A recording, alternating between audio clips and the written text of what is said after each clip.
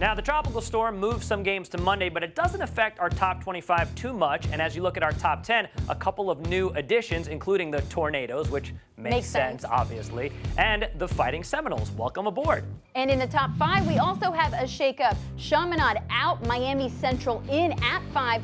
Lakeland and Thomas, still no movement in the top 1 or 2. And that's probably not going to change until we get to playoffs time. And because you got to beat the champ to be the champ, we welcome in our champ, Josh Wilson from FloridaHSFootball.com. Okay, Josh, we got to start with the hottest team in the land, Vero Beach. 60 straight regular season wins. They just beat the previous number 5, and you pushed them to 20.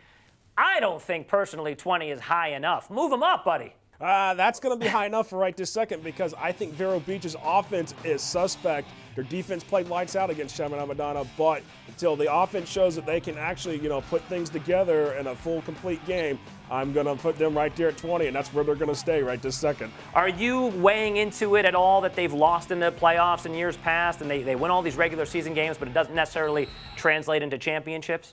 That I do hold that a little bit with them. I mean, some of these second-round exits they've had over the last few years, I consider that to be a factor, and then some of it just comes down to, hey, the quality matchups and the quality teams, but they got a great playoff path if they can take advantage of it. Okay, Josh, Dave isn't the only one giving you a hard time. I want to know about Palmetto. They're number 1 in the RPI rankings, but not even in our top 5. What's up? Well, some of the teams for Palmetto are overachieving on their schedule. They've been overachieving, and that's what's causing the RPI to skew higher for them is because these teams are overachieving. Some teams are doing way better than what was projected at the start of the season. So that's helped Palmetto out greatly. But right this second, I don't feel like they're necessarily better than a Miami Central or Miami Northwestern.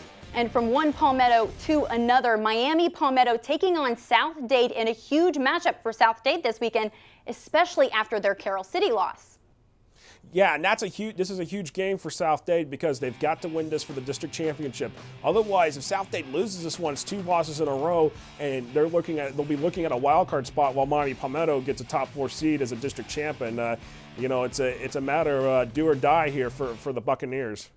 All right, Josh, always great to talk to you. We look forward to doing it again next week. And if you want to learn more from Josh, you just go to his website, FloridaHSFootball.com. Thanks as always, Josh. Good seeing you.